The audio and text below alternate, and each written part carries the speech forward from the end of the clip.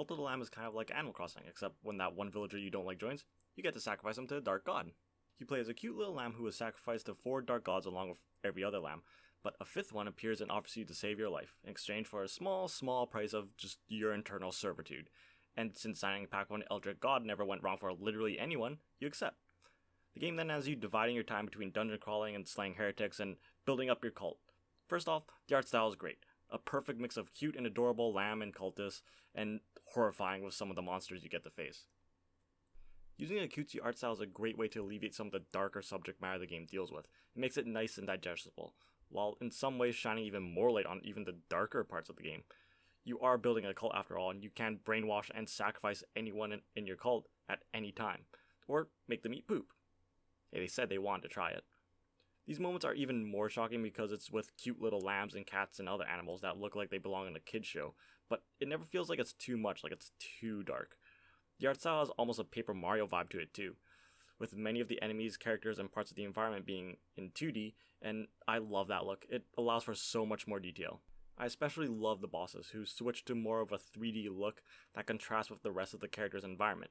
These bosses are supposed to be all powerful, ancient Eldritch gods, so giving them a different art style where they're literally in a different dimension immediately makes them stand out and feel otherworldly. Of course, you won't be able to admire them for very long because you'll be too busy killing these false gods. The game is a hack and slash roguelite, and it feels pretty good. Controls are tight and snappy, there's plenty of enemy variety, and the game's constantly throwing new things at you to keep you on your toes. Each of the 4 gods come with their own realm they rule over, that come with their own unique set of enemies to learn and slaughter. And there's plenty of weapons too, like the good old Fatal Sword, to the speedy claws and daggers, to the slower heavy hitters of the hammer and axes. They all felt distinct from one another and felt good to use. Later on, they come with modifiers like a chance to poison enemies on hit, or summon a ghost to attack enemies when you kill one, so there's plenty of variety. You also get these kind of like magic spells, which you can use to mix up combat further. They can do things like summon tendrils in a row to attack enemies, or a ground slam to push enemies away, or a fireball to burn the heretics alive. But these require a resource called Fervor to use, which you only get by killing enemies and clearing rooms, so they're powerful, but their uses are limited. The roguelite elements, though, they're not the most in-depth. The dungeons, for example, are randomized, but very small. Small enough that I almost always full cleared every map, and there is an item that reveals maps, but I rarely took it because the map was so simple, I never felt the need for one. And after you go through an area, you'll be shown a map, and you can pick the next area you go to so long as they branch off from the area you're currently in, and you do this until you get to the boss. But there's usually only like 4 or 5 areas to clear, and they don't always have combat to them. Some of them just give you items for the management half of the game, which I'll talk about in a minute. It'll give you like wood or stone or food to build and feed your cult, or health or a new cult member to recruit, which only sometimes have combat and things like that.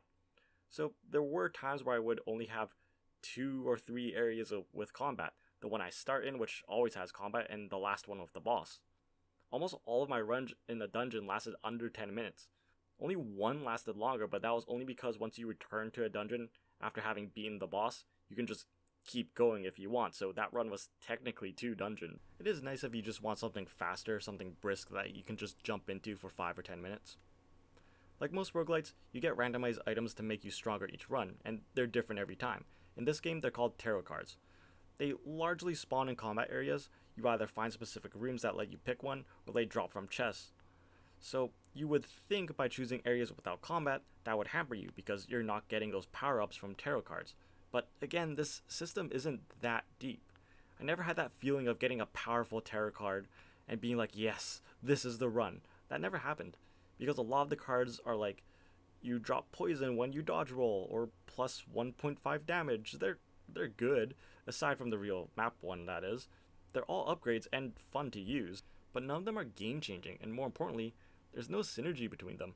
The best part of games like Binding of Isaac was all the crazy combos you could get.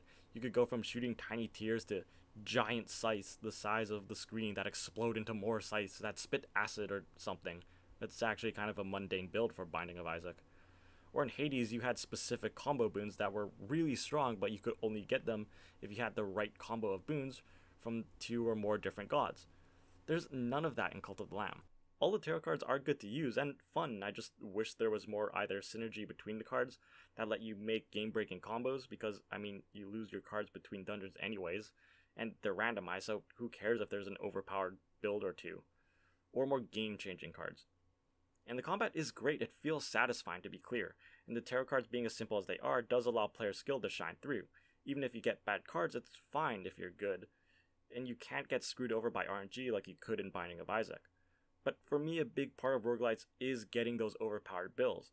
So as much as I enjoyed the combat, I can't help but wish there was more to it.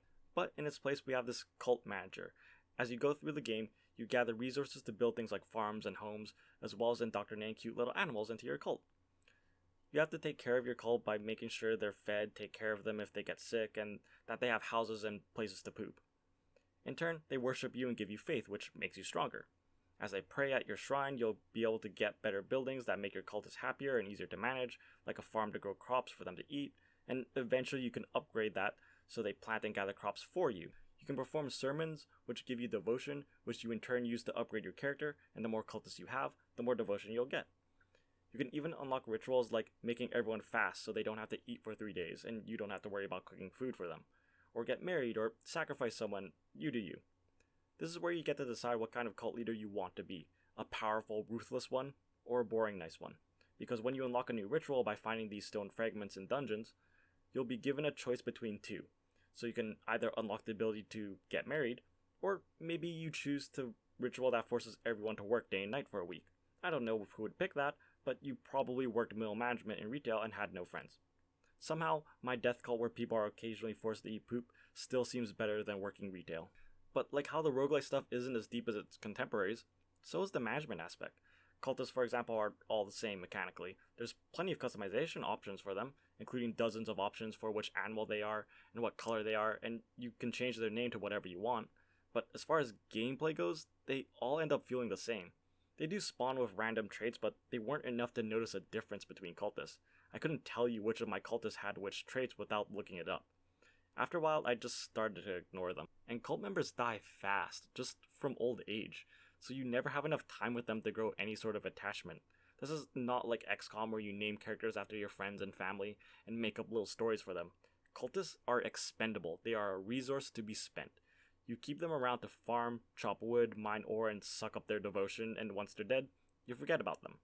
I would have liked them to live just a little bit longer though, so that I had time to grow some sort of attachment to them, so that when they did die, or I had to sacrifice one, it would have some sort of impact on me. But I guess that's not how a good cult leader should think. I should be viewing them as lambs to the slaughter. Okay, moving on. There are better dungeon crawlers out there, and there are better city management games out there, but it's the combination of the two that gives it a unique identity, and they mix well together. Alone, they're nothing special, but combined it makes something worth experiencing. This game isn't necessarily for management sim fans or roguelike fans. It's for the people that like the idea of combining the two.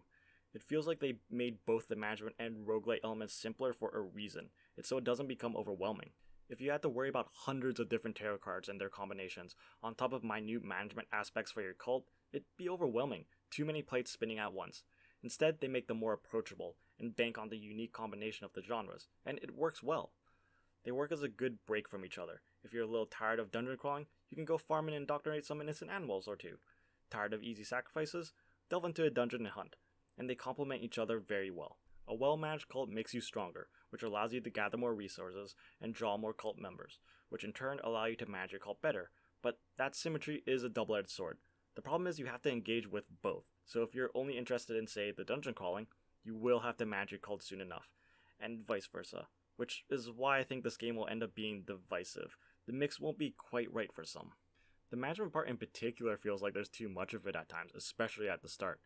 I like it, don't get me wrong. I love coming back from a dungeon and taking a break by farming, cooking, or indoctrinating an animal or two, and making them eat their own poop. But at the beginning of the game in particular, you spend a lot of time just managing your cult between runs.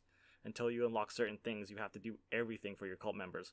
Like farming, you have to plant and water all your crops so you can cook for them so they won't starve, and what goes in one way eventually comes out the other, and you have to clean up after them because they just let it drop wherever it may.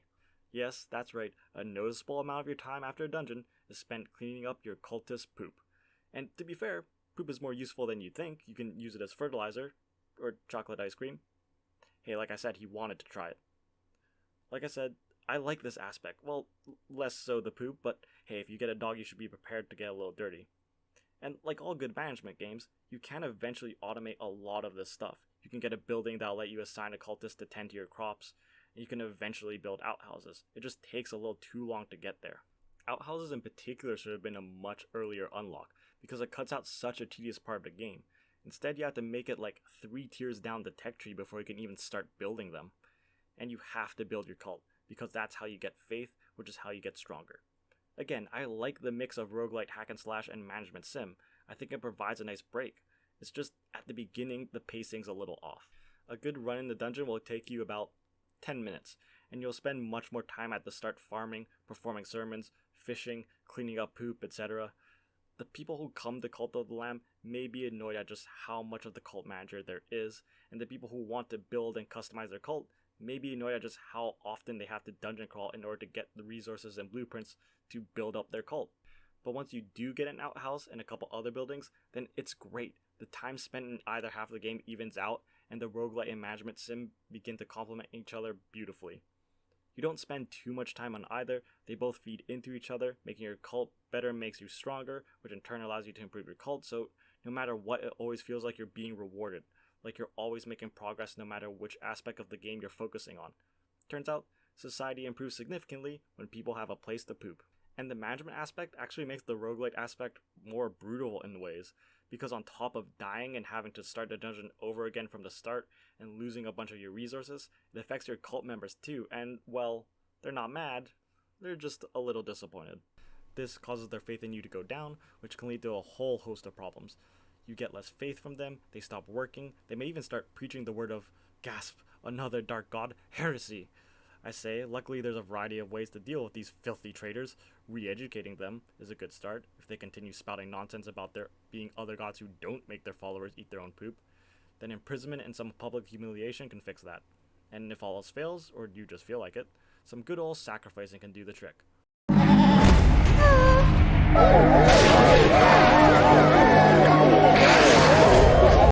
I'm sure he's fine. So it's not perfect, but I really did love this game.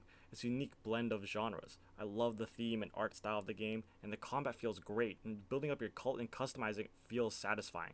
They just need to balance the roguelite and management parts a little bit. Still, it's a game I got addicted to, and one of the few games I want to play more even after beating it. So if you made it to the end of this, thank you, and have a good one.